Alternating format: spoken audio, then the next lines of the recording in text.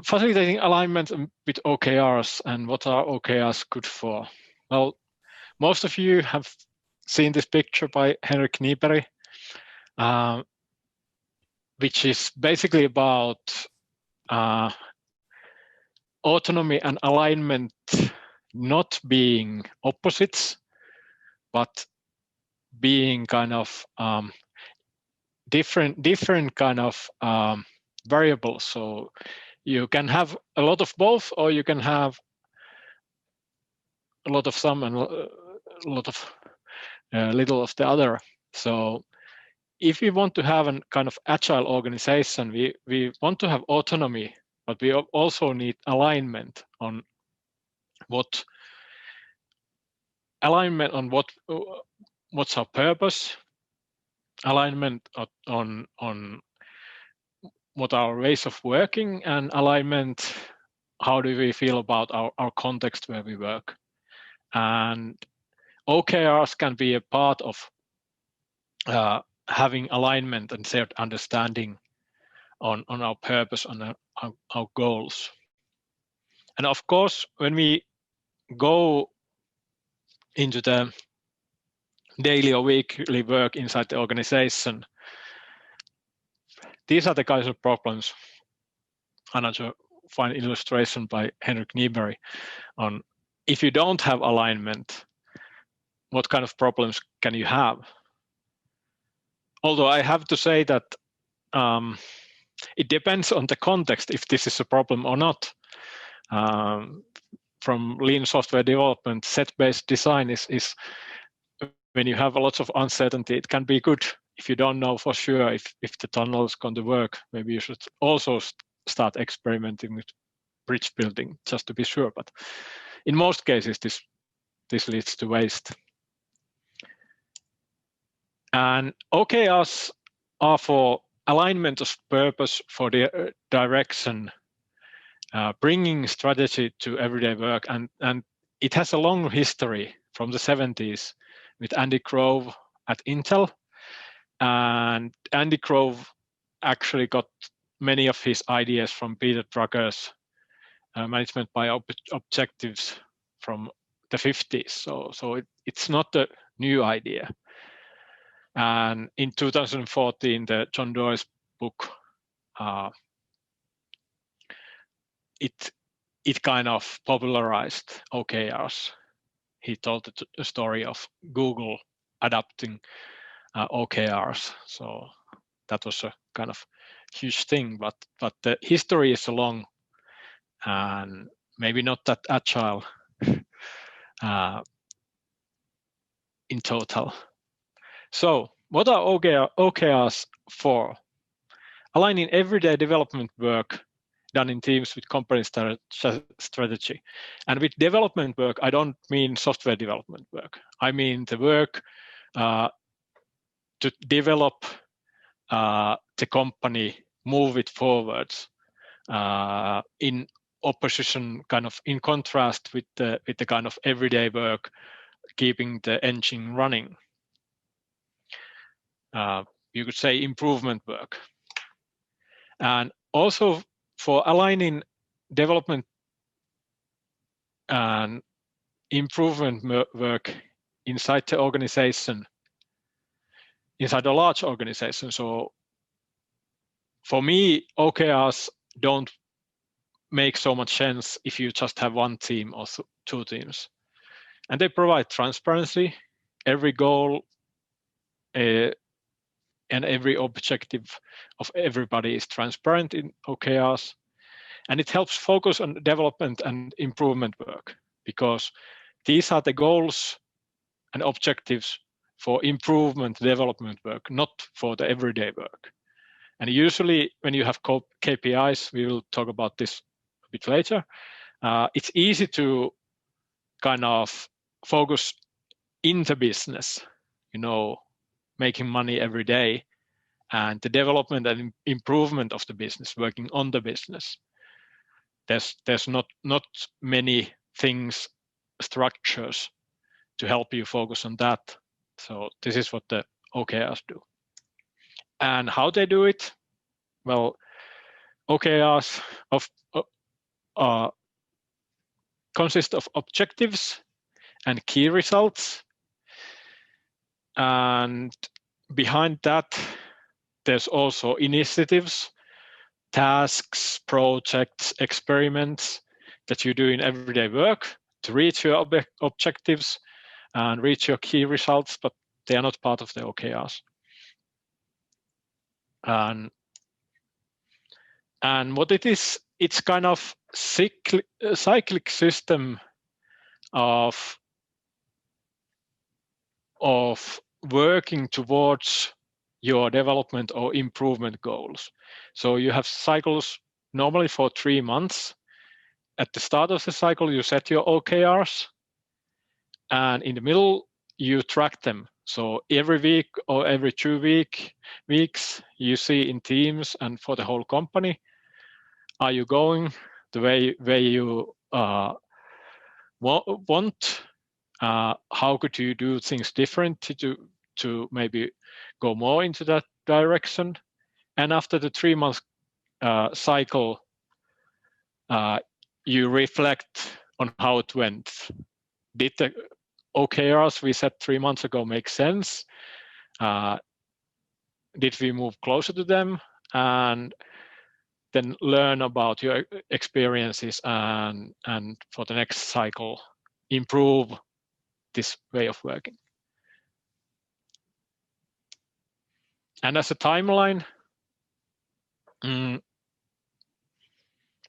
looks like this. So you every 3 months you create your OKRs, you set new ones, and then weekly or bi-weekly you track them and you plan new stuff to do to reach your goals and so on. And what is good for OKRs is that they provide something in the middle, because usually companies have vision or strategy and so on for the 5-year cycle or for eternity that they may never reach, and then they have the everyday work.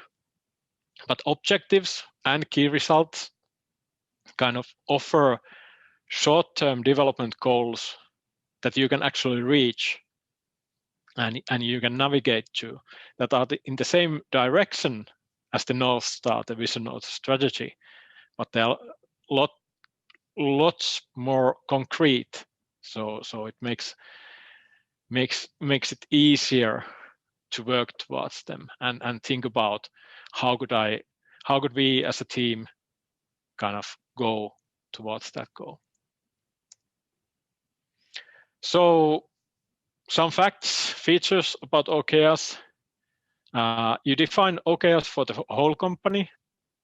You can do it like for a year for whole company or either for each cycle. And usually you do it for teams or different size units as well. And for each group, you have maximum 5 objectives at any time. And each objective has maximum 5 key results. And of course, if you have 5 objectives and 5 key results for each, that's 25 things you have to keep track of every week. So that's probably too much. So less is more. And all OKRs are transparent to everyone in the company. You can look at any team's OKRs and go talk to them like, why do you have such objectives? They are explicitly not tied to bonuses because they are not for the everyday work, they are for the development and improvement work. And the expectation is to stretch and learn, not to succeed and not to reach the key results every time. And teams participate in setting their own OKRs. And this changes from team to team, but for me, the teams participating in their own goal setting is one of the most important factors or most beneficial factors in the OKRs. And one question that usually pops up with talking about OKRs, like how are they different from KPIs? And for me, KPIs are about the everyday performance of a business or a company or an organization. Like, are we healthy? Is the engine running smoothly? And the OKRs are the navigation system of the ship. Where do we want to go? And where do we want to be in 3 months or in a year?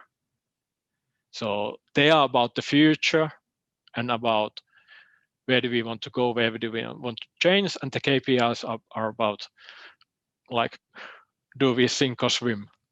They're just about the current situation and the health of it. So for me, it's totally different roles. Okay, some examples. These are from John Doerr's Measure What Matters book, just to give you an idea of what objectives and key results are. And objectives, they're qualitative. They describe the desired outcome, and they're aspirational. What do we want to achieve?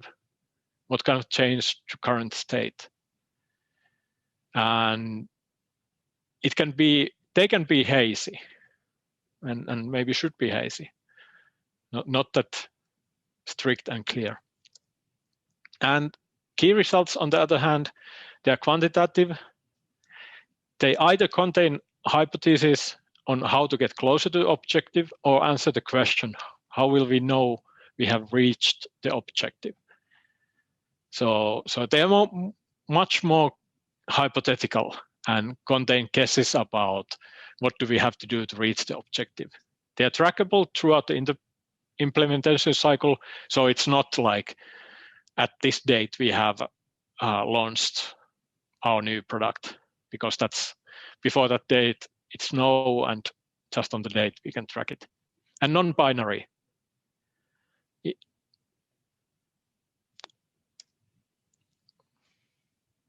Okay, I'll just go there. See about the questions. Yeah, I can answer this one right away. Should the objectives be prioritized?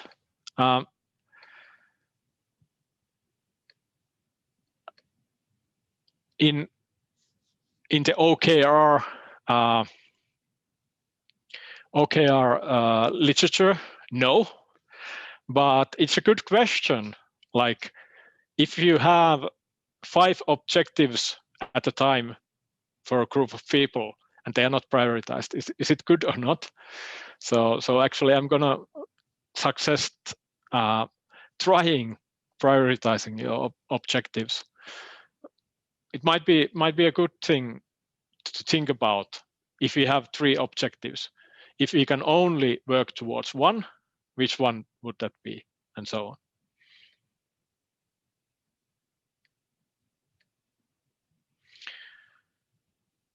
Yep,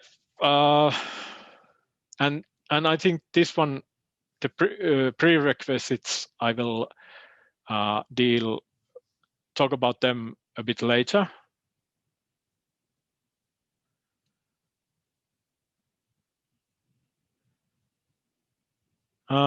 Key results, just definition of done reworded. It can be, but for me it's about measuring and tracking your progress and finding better ways of tracking progress without tying your hands beforehand. And that's why I would suggest that key results should be written by the team and edited by the team even during the cycles. Okay, let's go a little bit further with this And with these objectives, we can define goals in two ways, as outputs or as outcomes.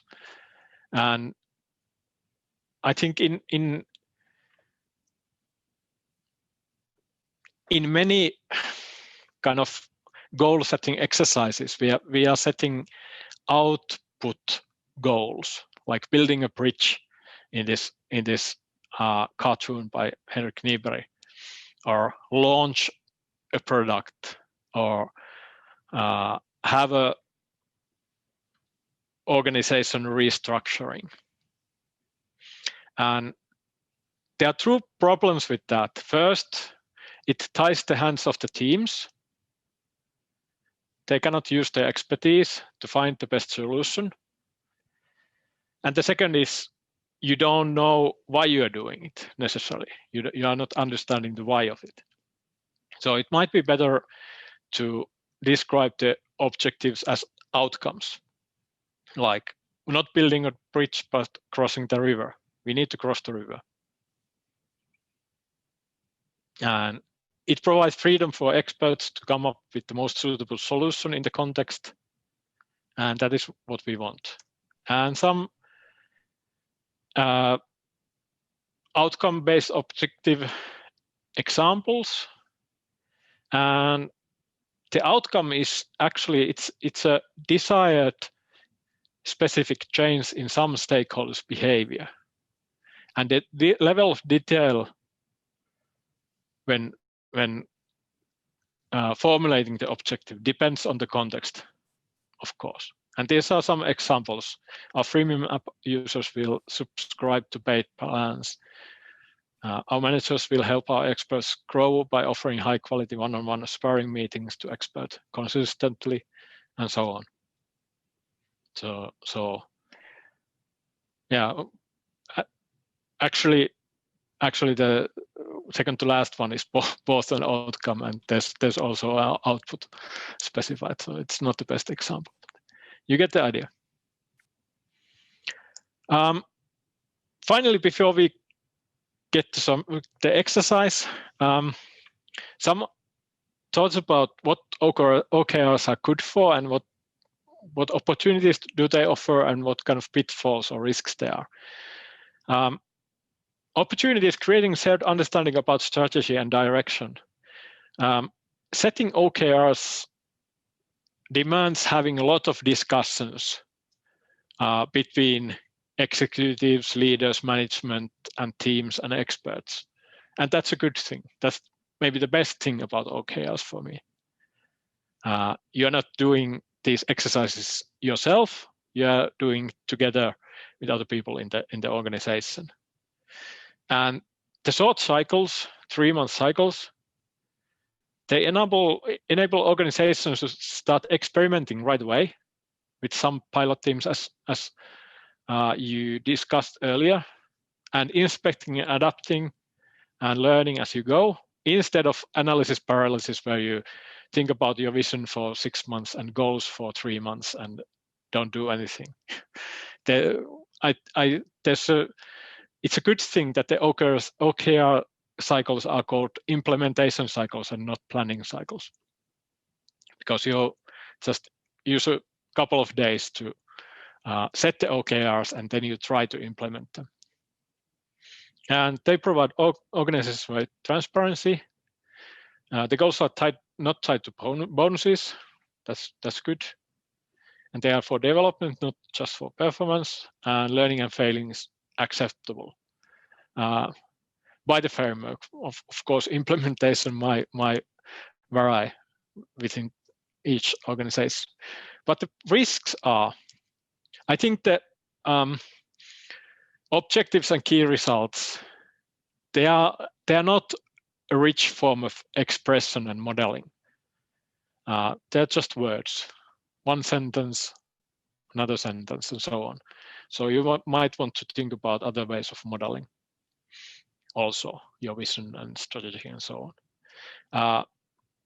The thing that was asked about, no explicit prioritization.